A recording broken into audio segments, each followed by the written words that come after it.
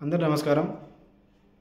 ఈ యొక్క video 13 notifications గురించి ఏదైతే ఫైట్ చేస్తా, ఏదైతే ప్రభుత్వం మీద ఒత్తిడి తీసుకొస్తా అని చెప్పేసి మీ అందరికీ మాట ఇచ్చానో, దానికి సంబంధించిన ఈ యొక్క వీడియో కొన్ని వివరాలు, కొన్ని వివరణ అనేది మీకు ఇవ్వాలనుకుంటున్నా.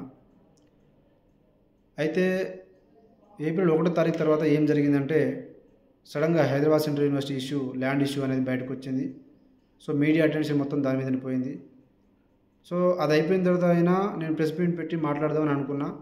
కానీ అప్పటికి ఈ గ్రూప్ 1 ఇష్యూలో ఏమైందంటే, గ్రూప్ 1 ఇష్యూలో GRL వచ్చింది.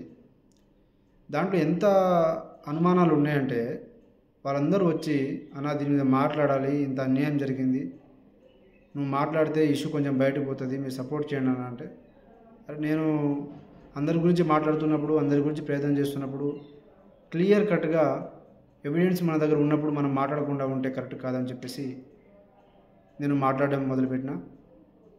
అయితే ఇప్పుడు గ్రూప్ 1 మీద మాట్లాడుతూ ఉన్నప్పుడు ఈ గ్రూప్ 1 ఇష్యూని డైవర్ట్ చేయడం కోసం ప్రభుత్వం వెంటనే నోటిఫికేషన్స్ విడుదల చేస్తాం, 58,000 ఉద్యోగాలతో నోటిఫికేషన్ విడుదల చేస్తామని చెప్పేసి ఒక మెసేజ్ని బయటకు పంపించింది.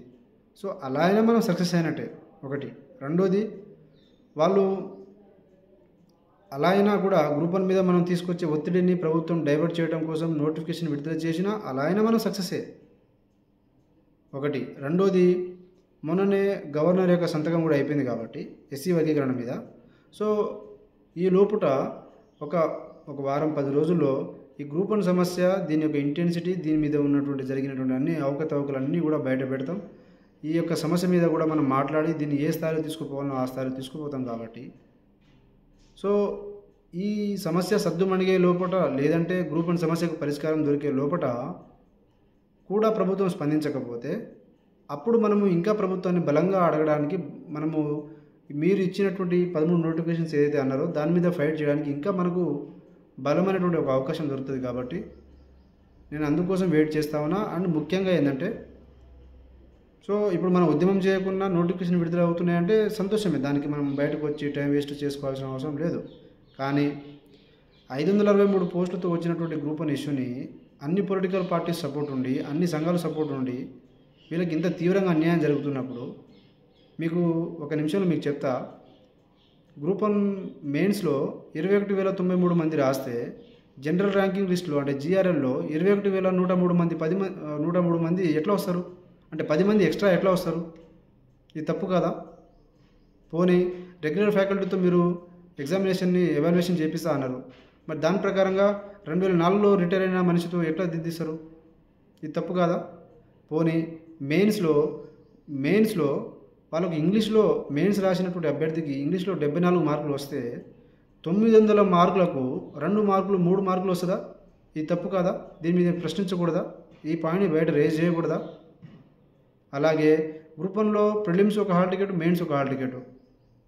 పోనీ సరే ఇచ్చినారు అనుకుందాం, మరి మెయిన్స్ రాసినటువంటి అభ్యర్థుల యొక్క హాల్ టికెట్స్ ఏవైతే వాళ్ళ మెయిన్స్ హాల్ టికెట్స్ ఏదైతే 1:1లో సెలెక్ట్ అయినారో, మెయిన్స్లో ఏదైతే 1:1 ప్రకారంగా సెలెక్ట్ అయినారో, వాళ్ళది ప్రిలిమ్స్ హాల్ టికెట్స్ బయట పెట్టాల్సిన బాధ్యత అయితే ఉందిగా.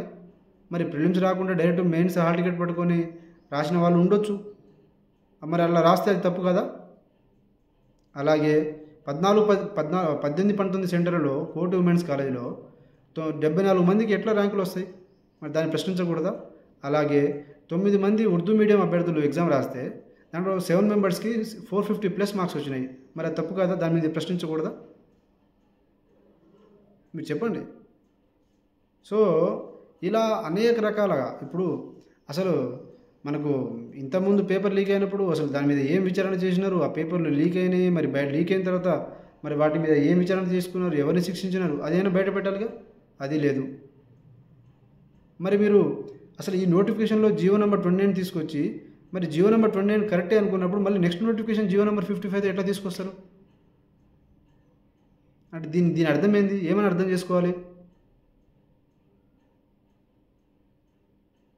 అలాగే దీంట్లో చాలా అన్ని రకాలుగా కూడా దీంట్లో అన్ని చాలా అనుమానాలు ఉన్నటువంటి, మనకు సందేహాలు అనుమానాలు కలిగించే అంశాలు చాలా ఉన్నాయి. కాబట్టి నేను దీని మీద మాట్లాడడం నా బాధ్యత. చివరి వరకు ఈ గ్రూప్ 1 ఇష్యూ ఏందో తేల్చేదాకా పోరాటం చేయాల్సిందే, దీన్ని విడిచిపెట్టేది లేదు. అయితే ఈ రకంగా ప్రయత్నం చేస్తూ ఉన్నప్పుడు దీనిని డైవర్ట్ చేయడం కోసం ప్రభుత్వం నోటిఫికేషన్ విడుదల చేస్తుంది.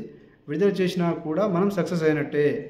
ఒకవేళ విడుదల చేయకపోతే నేను మీకు ఇచ్చిన ఏదైతే మాట ఉన్నదో ఆ మాట మీద నిలబడతా, ఆ మాట ప్రకారంగా మీ అందరి కోసం పోరాటం చేస్తా, ప్రయత్నం చేస్తా. This is what I can say. కాకపోతే నేను ఏదైనా సరే చెప్పినప్పుడు దానికి సమయం సందర్భం కొంచెం ముందు వెనక అవుతుండొచ్చు తప్ప తప్పించుకునే పర్సనాలిటీ అయితే కాదు. నిరుద్యోగుల విషయంలో my stand is very clear. At no cost I will not step back. జై తెలంగాణ, జై హింద్.